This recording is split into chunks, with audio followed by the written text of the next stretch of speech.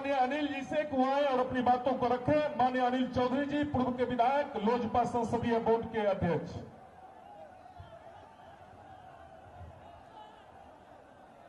सम्मानित अध्यक्ष जी, हमारे आपके जन जन के नेता और भारतीय जनता पार्टी के राष्ट्रीय अध्यक्ष आदरणीय अमित शाह जी, मंचस्थ हमारे सभी नेतागण, उपस्थित आप सभी बहनों, भाइयों, नौजवान साथियों, मैं 1-2 मिनट में अपनी बातों को समाप्त कर देना चाहता हूं।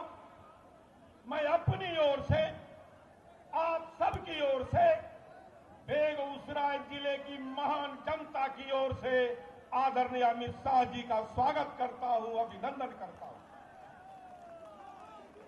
और इन्हें भरोसा दिलाना चाहता हूं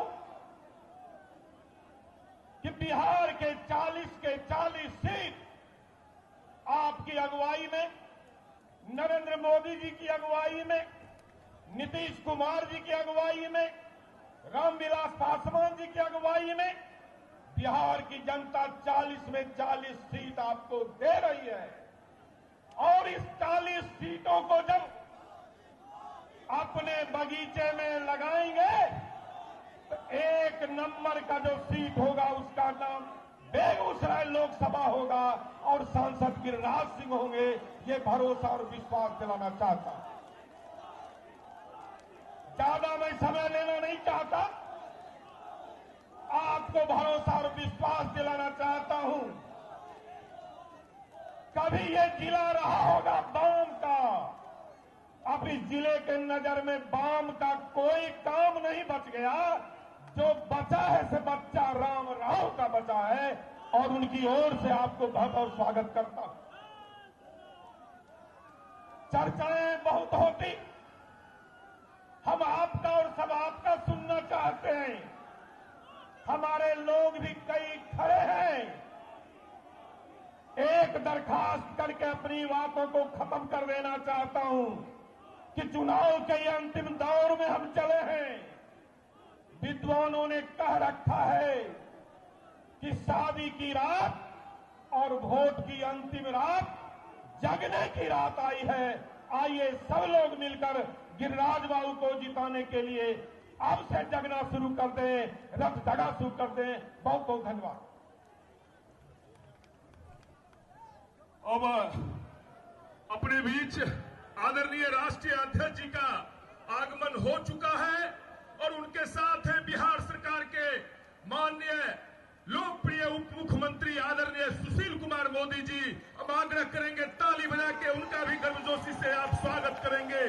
चूंकि माननीय राष्ट्रीय अध्यक्ष जी को और भी किसी जनसभा में जाना है, इसलिए वक्ताओं की थोड़ी कतार को छोटा करना पड़ रहा है और हम सीधे आग्रह करना चाहते हैं हम सबों के लोकप्रिय चहेते उम्मीदवार बेगूसराय लोकसभा क्षेत्र के आदरणीय गिरिराज दास से वो आए और अपनी बातों को रखें।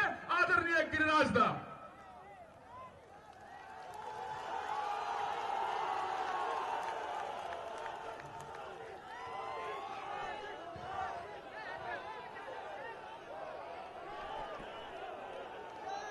मित्रों, जब मंच पर विकास के प्रतीक और राष्ट्रवाद के प्रतीक राष्ट्रीय अध्यक्ष अमित शाह जी मौजूद हों तो एक बार भारत माता की, भारत माता की, वंदे वंदे।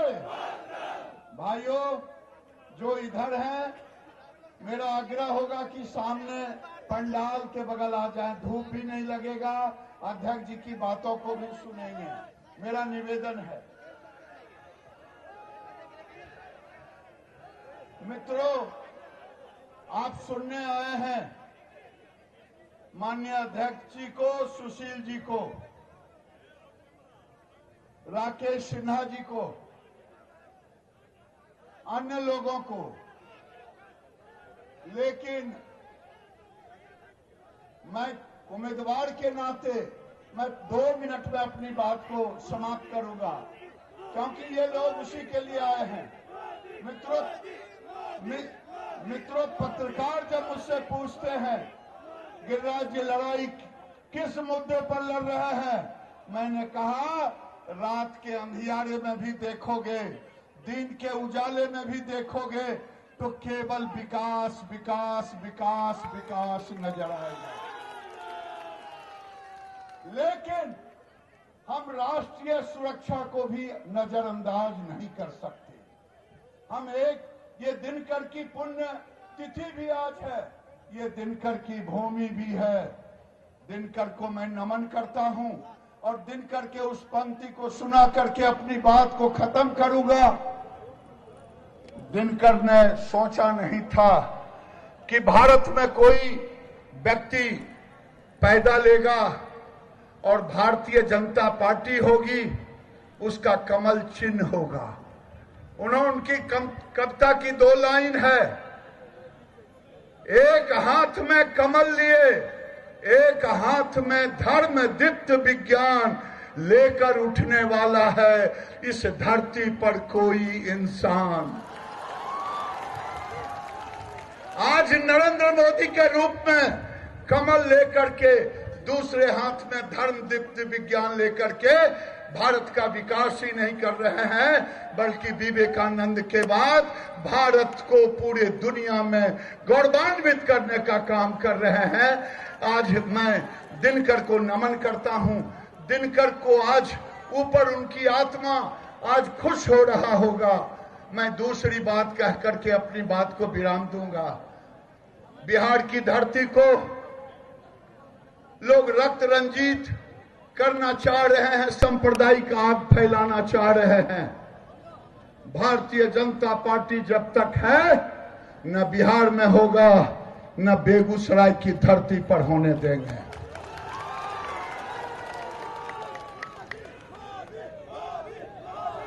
आरजेडी के उम्मीदवार दरभंगा में कहते हैं वंदे मातरम, मैं नहीं बोलूंगा।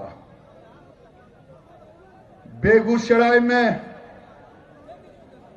भी कुछ लोग आकर के बड़े भाई का कुर्ता और छोटे भाई का पैजामा पहन करके विष बबन कर रहे हैं।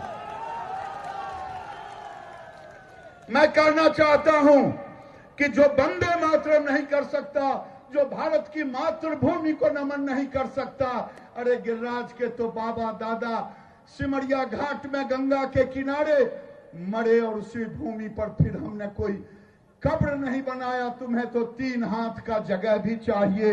अगर तुम नहीं कर पाओगे तो दूसरा देश कभी माफ नहीं करेगी। इन्हीं शब्दों के साथ बहुत बहुत हम आग्रह करना चाहेंगे अपने बिहार सरकार के लोकप्रिय उप मुख्यमंत्री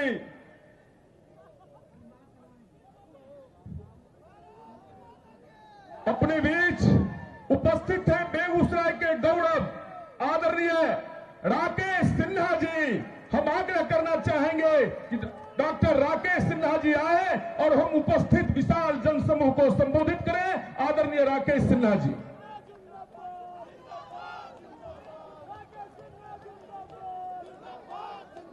मंच पर उपस्थित भारतीय जनता पार्टी के राष्ट्रीय अध्यक्ष और देश के गौरव माननीय अमित शाह जी, इस चुनाव क्षेत्र के उम्मीदवार माननीय गिरिराज जी और मंच पर उपस्थित सभी भारतीय जनता पार्टी के वरिष्ठ नेता और बहनों और भाइयों, आज हम सब अमित शाह जी को सुनने आए हैं।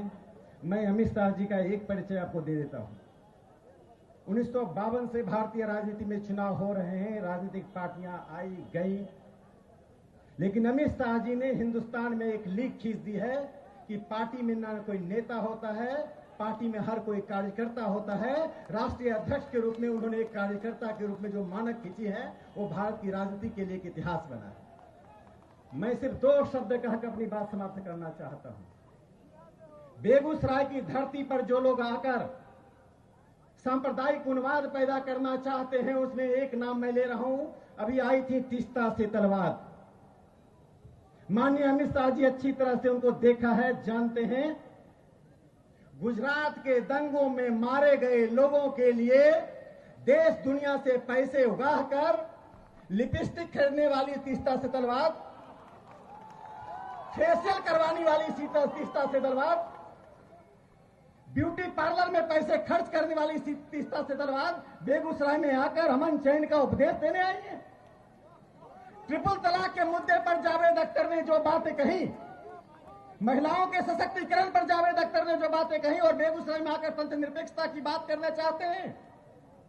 जो जिन लोगों ने अयोध्या में मंदिर निर्माण का विरोध किया, जो भगवान राम के प्रति विद्रोह करते रहे, जो बाबर के साथ खड़े रहे, वो बेगूसराय में वोट मांगने आए। बेगूसराय की जनता रामपंथी है, बाबरपंथी नहीं है। यह चुनाव निर्णय करने वाला है। इस चुनाव से देश दुनिया को संदेश जाने वाला है। यह गिरिराज सिंह जी की जीत नहीं है। यह जीत उन लोगों की है जो भारत में भारतीय बनकर रहना चाहते हैं। यह हार उन लोगों की है जो भारत में रहकर भारतीय बनकर नहीं रहना चाहते हैं। मैं आपसे एक बार का एक नारा देना चाहता हूं बेगूसराय के उम्मीदवार के प्रति। नए सुबह की नई आवाज गिरिराज, गिरिराज आप मेरे साथ नारा लगाइए। नए सुबह की नई आवाज, नए सुबह की नई आवाज। और बस अंत में मैं कहता हूं कि बेगूसराय की जनता निर्णय इस बात पर करेगी कि नई दिल्ली में माननीय नरेंद्र मोदी जी सत्ता में आएंगे और पाकिस्तान और भारत के बीच में या तो बॉर्डर का सुलह होगा या बॉर्डर समाप्त हो जाएगा। धन्यवाद।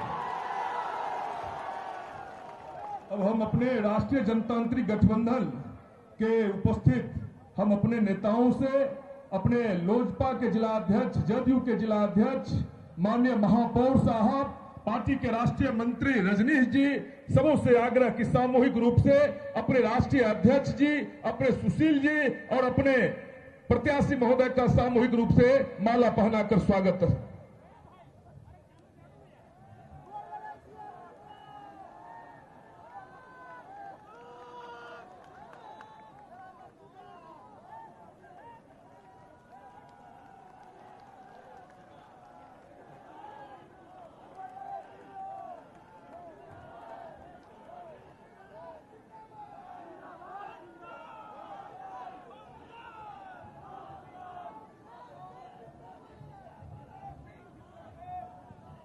स्वागत अभिनंदन का के बाद अब हम आग्रह करना चाहते हैं, हम सबों के नेता, बिहार के जन जन के नेता, लोकप्रिय उप मुख्यमंत्री, दिन रात बिहार के विकास के लिए तत्पर रहने वाले आदरणीय सुशील कुमार मोदी जी को आए और हम उपस्थित विशाल जनसमूह को संबोधित करें। आदरणीय सुशील कुमार मोदी जी।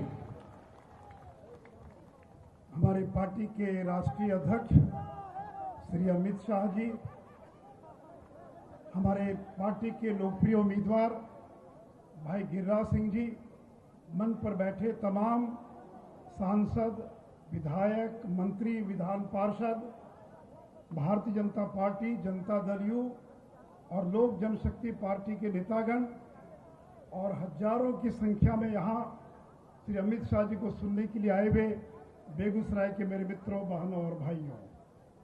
मित्रों, हम विकास के मुद्दे पर चुनाव लड़ना चाहते हैं और नरेंद्र मोदी ने 5 साल में और नीतीश कुमार ने 13 साल में, इन दोनों ने मिलकर जितना विकास किया है उतना विकास करने में राजद कांग्रेस के लोगों को 3 जन्म लग जाएगा तो भी उतना विकास नहीं कर पाएंगे। मेरे मित्रों, ये बरौनी का खाद का कारखाना किसके राज में बंद हुआ? ये राजद कांग्रेस के राज में। और 7,000 करोड़ रुपए व्यय कर कौन प्रारंभ कर रहा है? ये नरेंद्र मोदी की सरकार है। ये बिजली का कारखाना किसके राज में बंद हुआ और किसके राज में ये चालू हुआ? ये बरौनी की रिफाइनरी की जो रिफाइन करने की क्षमता है उसको बढ़ाने का काम किसकी सरकार में हुआ? मेरे मित्रों, आज दिनकर जी की पुण्यतिथि है। दिनकर जी के नाम पर इंजीनियरिंग कॉलेज की स्थापना किसके कार्यकाल में हुई? बेगूसराय में मेडिकल कॉलेज की स्थापना होने जा रही है। मेरे मित्रों, पटना से बख्तियारपुर 4 लेन बन गया, लेकिन बख्तियारपुर से मोकामा खगड़िया तक 4 लेन का काम तेजी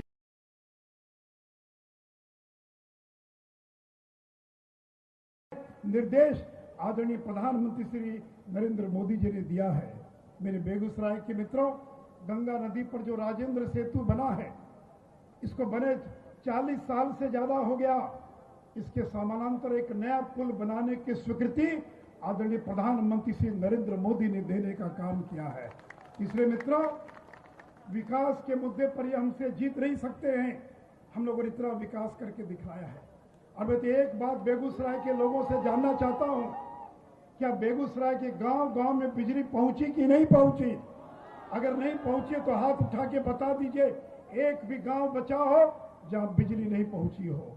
यह नरेंद्र मोदी और नीतीश कुमार का कमाल है। और बेगूसराय के मित्रों, याद रखना, इस साल का दिसंबर पार नहीं होने देंगे। अभी तो घर घर बिजली पहुंची है। 31 दिसंबर के पहले हर खेत तक बिजली पहुंचाने का काम करेंगे। और सिंचाई के लिए बिजली की कीमत केवल 75 पैसा प्रति यूनिट होगी, केवल 75 पैसा प्रति यूनिट होगी। और मेरे मित्रों, यहां कम्युनिस्ट पार्टी के लोग भी चुनाव लड़ रहे हैं। ये कम्युनिस्ट कौन है? आज जिनका लोकसभा में केवल एक मेंबर है, बिहार की विधानसभा में जिसका एक भी मेंबर नहीं है, वो नरेंद्र मोदी को चुनौती देने की कोशिश कर रहा है। ये नाचने गाने वाले लोग हिंदुस्तान भर से आकर ये सोचते हैं कि कम्युनिस्टों को जिता देंगे। इस बेगूसराय की धरती पर नाचने गाने वालों के मांग पर कोई वोट नहीं देता है। मेरे बहनों और भाइयों, मेरे मित्रों, ये वही कम्युनिस्ट हैं 1962 के चीनी आक्रमण के समय जब पूरा देश खड़ा था एक साथ, ये कम्युनिस्ट पार्टी के लोग थे जो कहते थे चीन ने हमला नहीं किया बल्कि भारत ने चीन पर हमला किया है। ये कम्युनिस्ट वो लोग हैं जिन्होंने जेपी आंदोलन के साथ दलाली और गद्दारी करने का काम किया था और लोकनायक जयप्रकाश को फासिस्ट कहने का काम किया था। ये वो कम्युनिस्ट हैं जो 1975 में इमरजेंसी के दौरान जेपी के अनुयायियों को और पुलिस की मुखबिरी करके गिरफ्तार करवाने का काम करते थे। ये वो कम्युनिस्ट हैं जिन्होंने 1942 की भारत छोड़ो आंदोलन के गांधी के आह्वान पर गांधी का विरोध किया था और गांधी को जर्मन का एजेंट कहने का काम किया था। मेरे मित्रों, बहनों और भाइयों, ये कम्युनिस्टों का बिहार से खात्मा हो गया। अब दोबारा कम्युनिस्ट बिहार की धरती पर जिंदा नहीं हो पाएगा। ये केवल वोट कटवा के नाते खड़े हैं। योजनाबद्ध तरीके से राष्ट्रीय जनता दल और कम्युनिस्ट पार्टी की मिली भगत है। कम्युनिस्ट पार्टी का उम्मीदवार खड़ा कर दिया गया ताकि गिरिराज सिंह के जो आधार वोट है उस पर सेंध लगाया जा सके। लेकिन बेगूसराय के लोग बहुत जागरूक हैं और से मित्रों, कम्युनिस्ट पार्टी को एक वोट का मतलब है राष्ट्रीय जनता दल को वोट, और राष्ट्रीय जनता दल को वोट का मतलब है लालू राबड़ी के 15 साल के आतंक राज को वोट। इसलिए मित्रों, आज मैं आपसे यही अपील करने के लिए आया हूं, फिर एक बार मोदी सरकार। आइए मेरे साथ नारा लगाइए, फिर एक बार, फिर एक बार। मैं एक लाइन कहूंगा, आप कहेंगे मोदी सरकार। फिर एक बार, दागदार नहीं दमदार सरकार, घोटालों से मुक्त ईमानदार सरकार, 18 घंटे काम करने वाली सरकार, भ्रष्टाचार पर प्रहार करने वाली सरकार, बड़े और कठोर निर्णय करने वाली सरकार, आतंकियों के घर में घुसकर मारने वाली सरकार। आइए मेरे बेगूसराय के बहनों और भाइयों, तीर के बगल वाली बटन दबाइए, भाई गिरिराज सिंह को जिताइए। और एक टिकट में 2 खेल, गिरिराज सिंह केवल सांसद नहीं बनेंगे बल्कि नरेंद्र मोदी के मंत्रिमंडल में वो फिर से मंत्री बनेंगे। और इसलिए आप सांसद बनाइए, मंत्री बनाइए और नरेंद्र मोदी जी को फिर से एक बार 5 साल के लिए देश का प्रधानमंत्री बनाइए। फिर एक बार बहुत बहुत धन्यवाद। बहुत बहुत आभार आदरणीय मोदी जी को। अब हम आमंत्रित करते हैं और जिनके इंतजार में, जिनको देखने सुनने के लिए घंटों से आप पूरे बेगूसराय के कोने कोने से आप यहां पर इस प्रचंड गर्मी और बावजूद यह शानदार उपस्थिति एक आगाज दे रहा है। हम आज ऐसे राष्ट्रीय अध्यक्ष जी को आज आमंत्रित कर रहे हैं जो आज भारतीय जनता पार्टी, जो कभी 2 सांसदों की पार्टी हुआ करती थी, आज विश्व की नंबर 1 पार्टी के रूप बीजेपी राष्ट्रीय अध्यक्ष आदरणीय अमित शाह जी को हम आमंत्रित करते हैं। आदरणीय अमित शाह जी।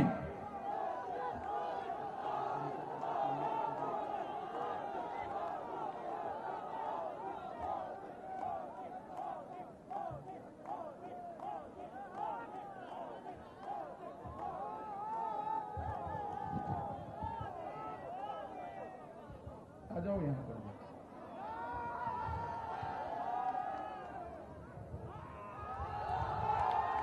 मेरे साथ बोलिए, भारत माता की। क्यों भाई, क्या हुआ है आप लोगों की आवाज को? बेगूसराय वाले ऐसे बोलेंगे क्या? ये टुकड़े टुकड़े गैंग को मालूम पड़ना चाहिए, ये भारत माता की भूमि है। मेरे साथ दोनों हाथ उठाइए।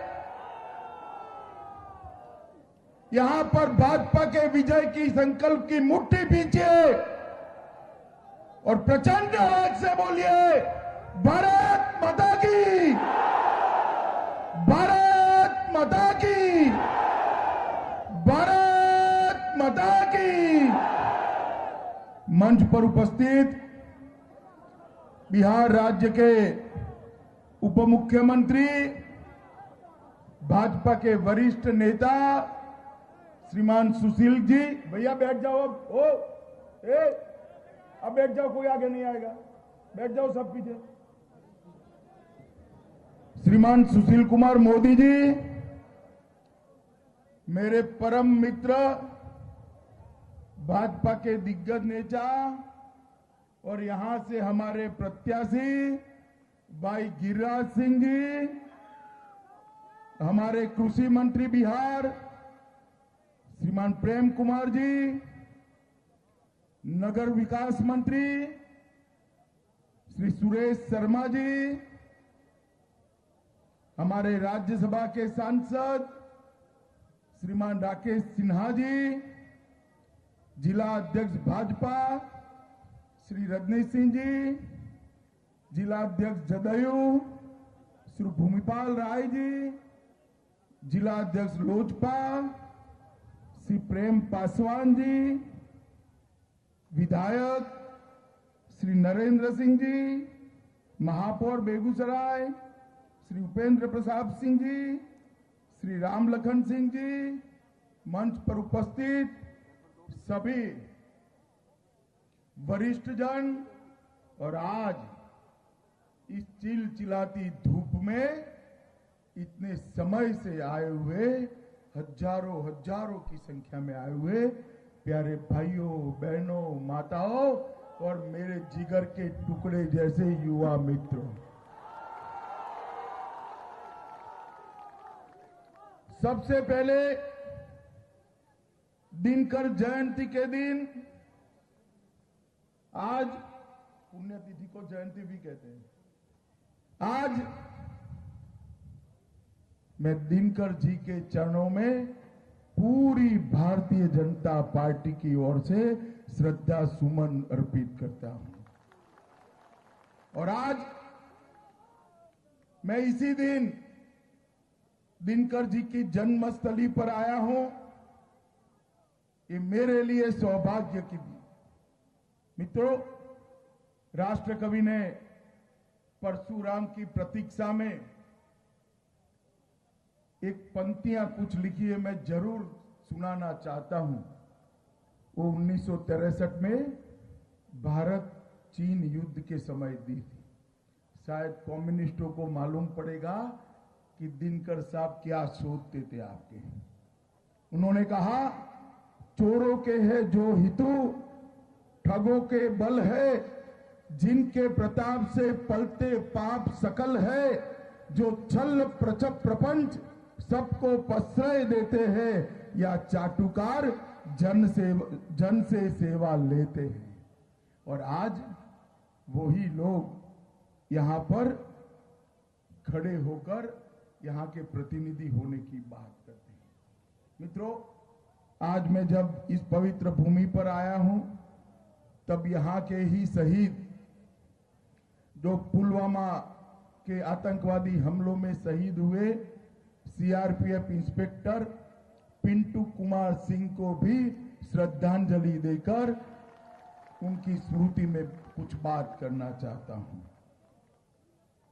उन्होंने कहा, दिनकर जी ने, जला अस्थिया बारी बारी, चिटकाई जिन में चिंगारी, जो चढ़ गए पुण्य वेदी पर, लिए बिना गर्दन का मोल, कलम आज उनकी जय बोल। मित्रों, इस शहीदों की स्मृति में दिनकर की ये 4 पंक्तियां मुझे लगता है कि पूरे देश भर की जनता को आज शहीदों के लिए श्रद्धा सुमन समर्पित करने के लिए दिनकर जी ने लिखी हैं। और उन्होंने मोदी जी जैसे नेतृत्व के लिए भी लिखा था। देश के नेता का मार्गदर्शन करने के लिए लिखा था। क्षमावान कैसा होना चाहिए, वीरता और क्षमा के बीच में रिश्ता कैसा होना चाहिए, उन्होंने किया था। सहनशीलता क्षमा दया को तभी पूजता जग है, बल का दर्प चमकता उसके पीछे, जब जगमग है जगमग है। मित्रों, इन निर्बलों की सहनशीलता को जग कभी नहीं पूछता है। जब तक इसके पीछे वीरता का भाव नहीं होता है, तब तक कुछ नहीं होता है। मित्रों, आज मैं गिरिराज जी को जिताने की अपील करने के लिए आया हूं। गिरिराज जी मेरे पुराने मित्र हैं, भारतीय जनता पार्टी के दिग्गज नेता हैं, और आप एक बार गिरिराज जी को संसद सदस्य बनाकर भेज दीजिए। उनको बड़ा बनाने का काम भारतीय जनता पार्टी को करना है। भारतीय जनता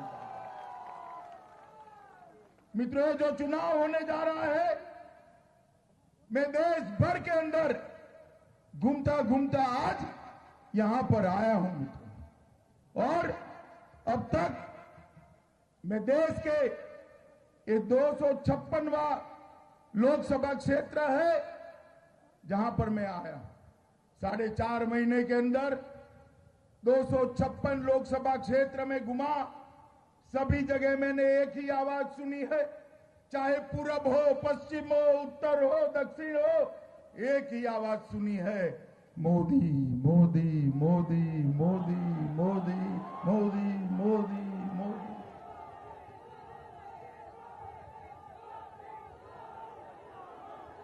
और मित्रों, ये मोदी मोदी की आवाज, ये मोदी मोदी की आवाज कोई नेता के पीछे का दीवानापन नहीं है। मोदी जी ने 5 साल के अंदर देश के विकास के लिए जो किया है, उनका देश के विकास के लिए जो कमिटमेंट है, इसके लिए ये मोदी मोदी के नारे सुनाए पड़ते हैं।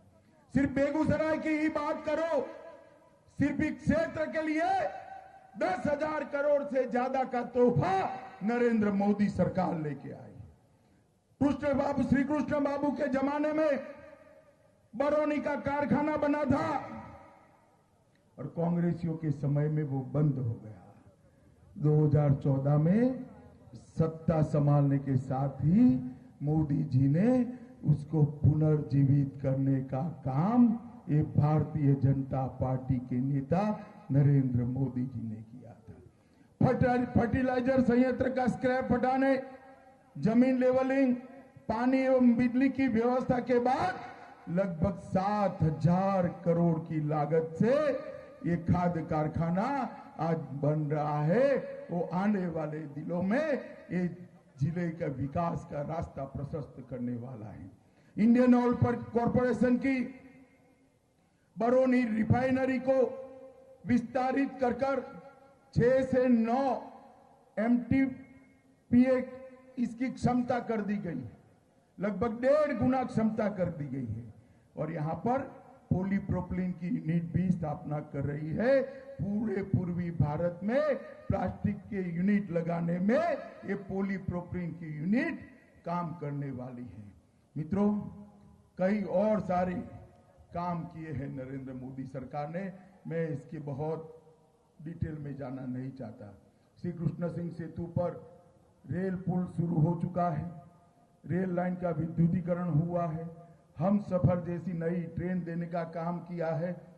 प्रधानमंत्री ऊर्जा गंगा की गैस लाइन यहीं से जोड़ते हुए आगे बढ़ाई है, मगर आज मैं आप लोगों को कहने आया हूं, विकास के काम में तो नरेंद्र मोदी सरकार बेजोड़ है। गरीबों के जीवन स्तर को उठाने में 70 साल तक सभी सरकारों ने मिलकर जो नहीं किया, वो नरेंद्र मोदी सरकार ने 5 साल में किया। 7 करोड़ गरीब माताओं को गैस का चूल्हा देने का काम ये भारतीय जनता पार्टी की नरेंद्र मोदी सरकार ने किया है। 2.5 करोड़ गरीबों को गैस से घर देने का काम ये भारतीय जनता पार्टी की नरेंद्र मोदी सरकार ने किया है।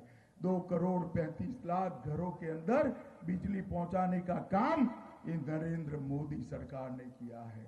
मित्रों, 8 करोड़ घरों में शौचालय देने का काम नरेंद्र मोदी सरकार ने किया है और 50 करोड़ गरीबों को सब स्वास्थ्य का खर्चा आयुष्मान भारत योजना के तहत देने का काम ये नरेंद्र मोदी सरकार ने किया है। मगर नरेंद्र मोदी सरकार ने सबसे बड़ा काम क्या किया है? बोलो, क्या किया है? क्या किया है? नरेंद्र मोदी सरकार ने सबसे बड़ा काम किया है, भारत माता को सुरक्षित करने का काम नरेंद्र मोदी सरकार ने किया। मित्रों, 10 साल से 2014 के पहले 10 साल से यूपीए की सरकार थी, सोनिया मनमोहन की सरकार थी, लालू राबड़ी की सरकार थी। ये सरकार ने 10 साल तक पाकिस्तान से घुसपैठिए घुसते थे, अपने जवानों के सर काट कर ले जाते थे, उसको अपमानित करते थे और ये मौनी बाबा के मुंह से उफ नहीं निकलती थी, उफ नहीं निकलती। 2014 में नरेंद्र मोदी सरकार आई, उरी में हमला हुआ, हमने सर्जिकल स्ट्राइक कर पाकिस्तान के घर में घुसकर मारा। दुनिया भर के डिफेंस के पंडितों ने कहा कि उरी की बाद सर्जिकल स्ट्राइक फ्लूक है, भारत की यह नीति नहीं है, पॉलिसी नहीं है। मित्रों, पाकिस्तान ने फिर से गलती कर दी। पुलवामा में हमला किया, 40 जवानों को मौत के घाट उतार दिया। देश भर के अंदर हाहाकार मचा, गुस्सा, निराशा, हताशा, क्रोध कि अब क्या हो सकता। पाकिस्तान ने भी सर्जिकल स्ट्राइक से दूध के जले हुए थे, सीमाओं पर टैंकें लगा दी, तोपें लगा दी, सेना बिछा दी कि मोदी जी फिर से सर्जिकल स्ट्राइक न करें। मगर ये नरेंद्र मोदी भी भाई 56 इंच की छाती वाला आदमी है, 56 इंच की। ये पाकिस्तान ने टैंके, तोपे, सेना बिछा दी, नरेंद्र भाई ने एयरफोर्स को हुक्म दिया, जवानों की शहीदगी के 13वें दिन ही अपने एयरफोर्स के जांबाज जवान पाकिस्तान के घर में घुसकर बालाकोट के ट्रेनिंग कैंपों पर बमबारी कर आतंकवादियों के फुर्चे उड़ाकर वापिस आ गए। मुझे बताओ बेगूसराय वालों, मोदी जी ने अच्छा किया या बुरा किया? जरा जोर से बोलो, अच्छा किया या बुरा किया? आप सभी लोग कहते हो कि मोदी जी ने अच्छा किया।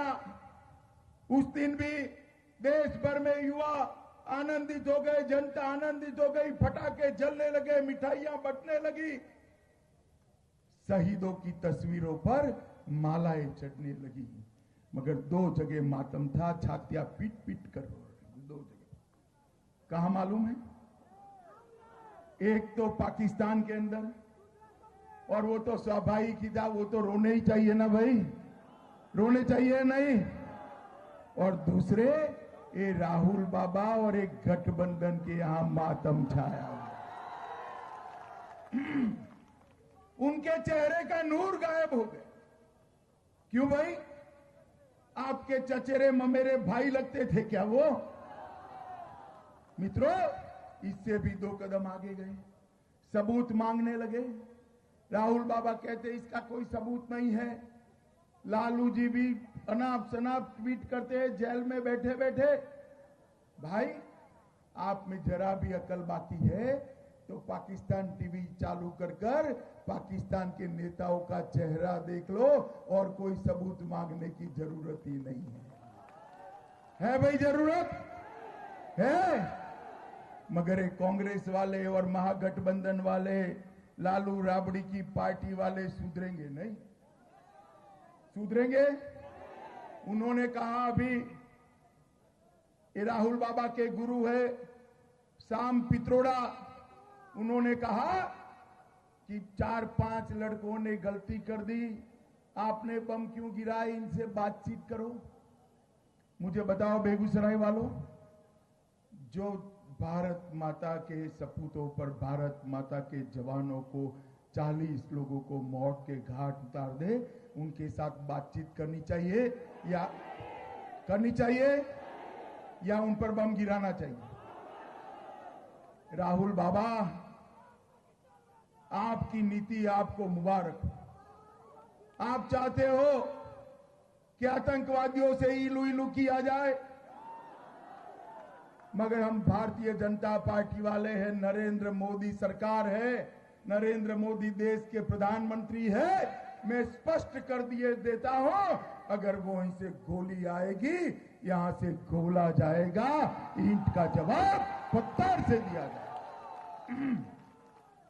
मित्रों, देश की सुरक्षा के साथ समझौता नहीं कर सकते। हम कह रहे हैं कि हमारे चुनावी संकल्प पत्र में हमने कहा कि हम देश को सुरक्षित करेंगे, देश के जवानों का संबल बढ़ाएंगे। राहुल बाबा ने क्या कहा? गठबंधन वालों के संकल्प पत्र में क्या है? वो कहते हैं राजद्रोह की, देशद्रोह की दफा ही हटा दो। मित्रों, देशद्रोहियों को जेल की सलाखों के पीछे डालना चाहिए या नहीं डालना? अब एक गठबंधन वाले कहते हैं देशद्रोही पर काम करने की दफा ही हटा दो। क्यों कह रहे हैं मालूम है? नहीं, मैं बताता हूं। आपके यहां ही एक नमूना आया है, मैं बताता हूं आपको। भाजपा की सरकार बनी, उसके बाद एक ही साल में जेएनयू में नारे लगे। नारे क्या लगे? नारे लगे, भारत तेरे टुकड़े हो 1000 इंशाल्लाह इंशाल्लाह। मित्रों, नरेंद्र मोदी सरकार ने नारे लगाने वालों पर राजद्रोह का मुकदमा दायर कर उनको जेल की सलाखों के पीछे डालने का काम किया। और ये राहुल बाबा उस वक्त जेएनयू में पहुंच गए, पहुंचकर बोले ये देशद्रोह नहीं है, ये अभिव्यक्ति की आजादी है, फ्रीडम ऑफ स्पीच होनी चाहिए। मुझे बताओ बेगूसराय वाला, भारत माता के टुकड़े करना देशद्रोह है या नहीं? है या नहीं है? एक गिरिराज जी भले कहे कि यहां चुनाव विकास के मुद्दे पर लड़ाना चाहिए। विकास का मुद्दा है ही, गरीब कल्याण का मुद्दा है ही, मगर बेगूसराय की धरती की और यहां के मतदारों की जिम्मेदारी है ये टुकड़े टुकड़े गैंग को यहां से परास्त कराकर उल्टे पैर दिल्ली वापिस भेजना चाहिए नहीं भेजना चाहिए? भेजना चाहिए नहीं भेजना चाहिए? अरे दिनकर की भूमि है, राष्ट्र कवि दिनकर की भूमि है, यहां राजद्रोह और देशद्रोह की बात करने वालों का कोई स्थान नहीं है भाई, है भाई। और कहा किसके मित्र में? एक और हमारे गिरिराज जी हैं जो हमेशा राष्ट्रवाद पर मुखर कर बोलने के लिए तैयार रहते हैं, दूसरी ओर लालू राबड़ी के प्रतिनिधि हैं, और दूसरी ओर ये टुकड़ा टुकड़ा गैंग वाले हैं, टुकड़ा टुकड़ा गैंग वाले। मित्रों, कोई मुकाबला नहीं है। मैं आपको आग्रह करने आया हूं, गिरिराज जी को सम्मानजनक लीड दिलाइए, बिहार में सबसे ज्यादा वोट से जिता कर दीजिए। अभी चुनाव चल रहा था कश्मीर में चुनाव चल रहा था। एक कांग्रेस पार्टी के साथ नेशनल कॉन्फ्रेंस आई है, फारूक अब्दुल्ला और उमर अब्दुल्ला की पार्टी आई है। उमर अब्दुल्ला ने भाषण करा कि कश्मीर में दूसरा प्रधानमंत्री होना चाहिए। मुझे बताओ बेगूसराय वालों, ए भाई अब बैठ जाओ ना, तुम बैठ जाओ। मुझे बताओ बेगूसराय वालों, एक देश में 2 प्रधानमंत्री हो सकते हैं क्या? हो सकते हैं क्या? होने चाहिए क्या? मित्रों, ये राहुल बाबा and company, Omar Abdullah and company Kashmir को हिंदुस्तान से अलग करना चाहते हैं। मित्रों, मैं 12 दिन से उनको पूछ रहा हूं, आज 12वां दिन है कि राहुल बाबा बताओ, ये उमर अब्दुल्ला कहते हैं कश्मीर में दूसरा प्रधानमंत्री होना चाहिए, अब सहमत हो या नहीं हो? मगर वो चुप बैठे, लालू जी भी चुप बैठे, राबड़ी देवी भी चुप बैठी। मित्रों, आप मुझे बताओ कश्मीर में दूसरा प्रधानमंत्री होना चाहिए? कश्मीर हिंदुस्तान का हिस्सा होना चाहिए या नहीं होना चाहिए? जरा जोर से बोलो, होना चाहिए या नहीं होना चाहिए? मित्रों, ये लोग कहते हैं कि कश्मीर को हिंदुस्तान से अलग करेंगे। मैं आपको बताने आया हूं, राहुल बाबा कान खोल कर सुन लो, लालू जी भी अस्पताल में सुन ले। अभी तो मोदी जी प्रधानमंत्री है, प्रधानमंत्री बनने वाले हैं फिर से। अगर कभी भारतीय जनता पार्टी सत्ता पर भी नहीं है, भाजपा के एक भी कार्यकर्ता के तन में प्राण है, आप कश्मीर को हिंदुस्तान से अलग नहीं कर सकते। ये कश्मीर भारत का अभिन्न हिस्सा है। ये कश्मीर भारत माता का मुकुटमणि है। और मित्रों, ये भेष बदल बदल कर आते हैं। कोई कम्युनिस्ट पार्टी का चोला पहन कर आता है, कोई फानूस लेकर आता है, कोई पंजा लेकर आता है। ये सारे एक ही ठेले के चट्टे पट्टे हैं, एक ही ठेले के चट्टे पट्टे। और इस सब के सामने भारतीय जनता पार्टी एक राष्ट्रवाद की बात लेकर आगे बढ़ी है। मित्रों, मैं इतना ही कहना चाहता हूं, नरेंद्र मोदी सरकार ने बिहार के विकास के लिए ढेर सारे काम किए। अभी अभी राहुल बाबा पूछ रहे थे कि मोदी सरकार ने बिहार के लिए क्या किया गांधी मैदान में। अरे राहुल बाबा, हमारा क्या हिसाब मांगते हो? हमें तो अभी 5 साल हुए हैं, आपने 5 पीढ़ी तक 55 साल तक शासन किया है, पंचायत से पार्लियामेंट तक शासन किया है। आपने बिहार के लिए क्या किया, इसका हिसाब किताब लेकर आ जाओ। मुझे राहुल भाई, बस बस बस अब सुनिए ना मित्रों, मुझे राहुल बाबा को जवाब देने की जरूरत नहीं है, मगर ये बेगूसराय वाले हैं ना, ये हमारे माई बाप है, मैं उनको जवाब देने आया हूं, उनको जवाब। मित्रों, राहुल बाबा पूछ रहे थे हमने क्या किया। केंद्र में यूपीए की सरकार थी, सोनिया मनमोहन की सरकार थी, 13वां वित्त आयोग आया। 13वें वित्त आयोग में कांग्रेस पार्टी ने, ये लालू राबड़ी और कांग्रेस पार्टी ने 1,93,000 करोड़ रुपया बिहार को दिया था। कितना दिया था भाई? 1,93,000 करोड़। जोर से बोलो, कितना?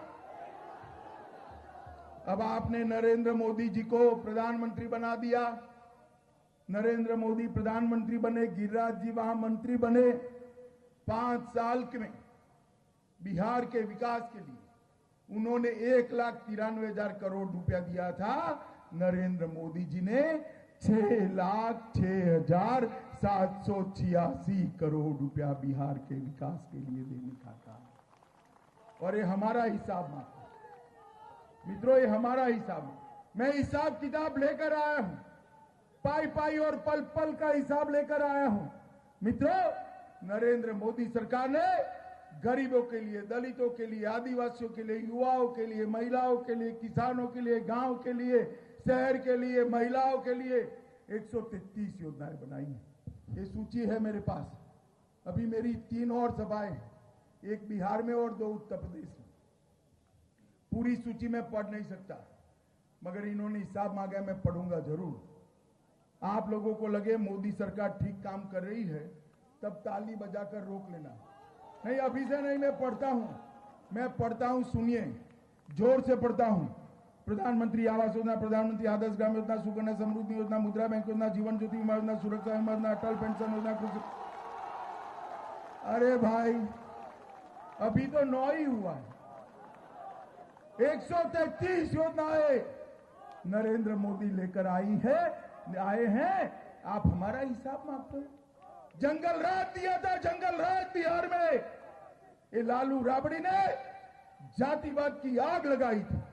ये लालू राबड़ी ने जातिवाद का नंगा खेल खेला था। बिहार को विकास के रास्ते से भटका दिया था। आज बिहार की सड़कें, घर घर में बिजली, गांव गांव में बिजली।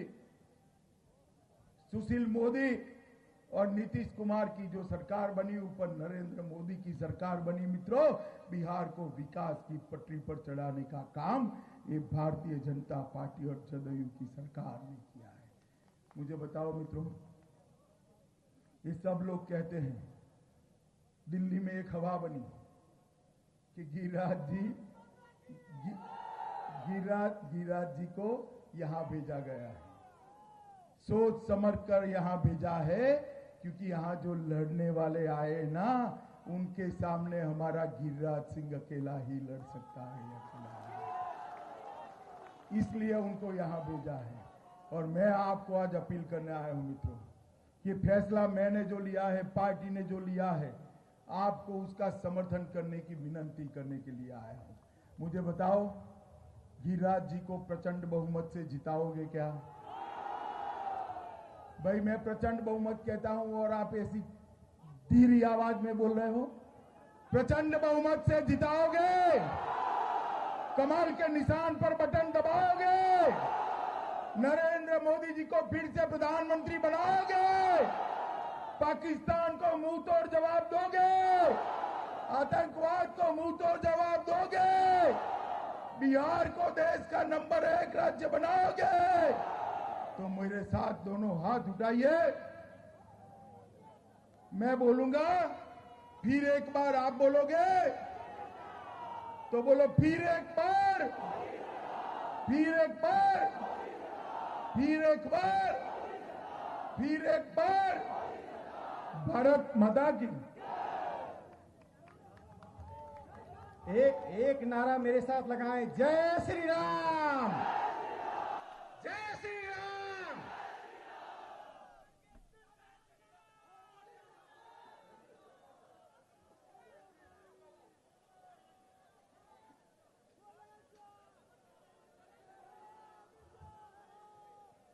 अपने बीच